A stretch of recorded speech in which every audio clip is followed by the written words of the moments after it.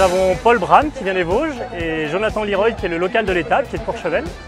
Donc ces deux garçons très prometteurs. Là c'est le premier Grand Prix vraiment à la maison pour eux cette année. Bonjour Aymeric Mermoz. Bonjour. Vous êtes chargé de mission pour la mairie de Courchevel. J-2 avant le début d'une compétition, que dis-je, d'une institution savoyarde, la Coupe du Monde de saut à ski. C'est vendredi et samedi. En termes d'équipement, en fait, on peut imaginer des skis alpins, mais bien plus grands, Ouais. des skis de près de 2,30 m de long. Et on va s'élancer depuis une rampe d'élan à peu près de 110 mètres de long. Ah ouais. Au bout de 110 mètres, on va atteindre la vitesse quasiment de 95 à 100 km/h.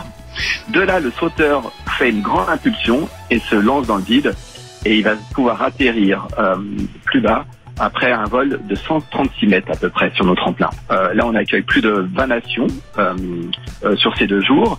Et ce sont des athlètes que l'on retrouve aussi bien l'hiver sur le circuit Coupe du Monde ou autrement lors des Jeux Olympiques. Voilà. C'est un événement qui a presque 30 ans, la Coupe du Monde de saut à ski, puisque la première compétition a eu lieu en 1991.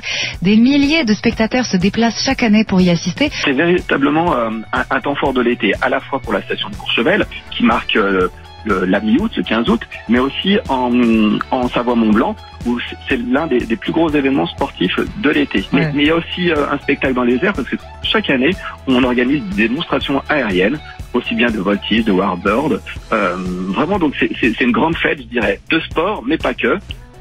Et c'est pour toute la famille. C'est une grande fête tout court, démonstration de voltige aérienne par l'armée de l'air, entre autres. Donc effectivement, c'est du vrai spectacle.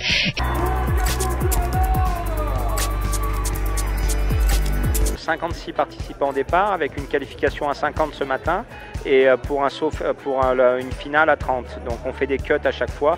On a eu la chance d'avoir les 2 Français au départ qualifiés pour la manche et notre Français et Courchevellois qualifiés pour la finale. Donc ça, pour nous c'est quelque chose de très intéressant. C'est vraiment un rêve de jeune garçon de faire 130 mètres à mon Grand Prix, à la maison chez moi devant ma famille, mes amis, devant tout le monde, donc c'est vraiment cool.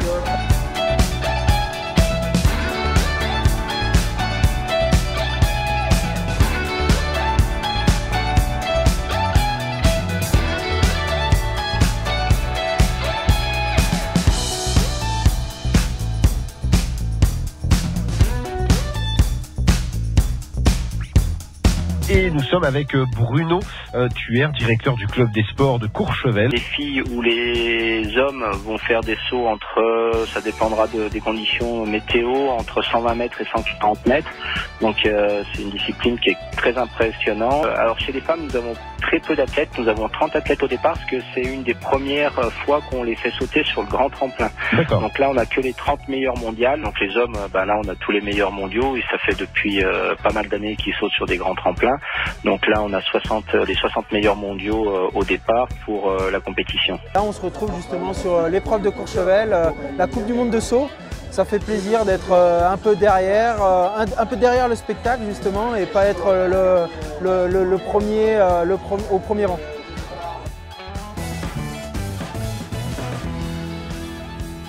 Trenerze, jakie są wrażenia, bo z naszej perspektywy wydaje się naprawdę pozytywny konkurs. Tak, bardzo pozytywnie dla wszystkich. Byly to také skoky vlastně jak při tréninku.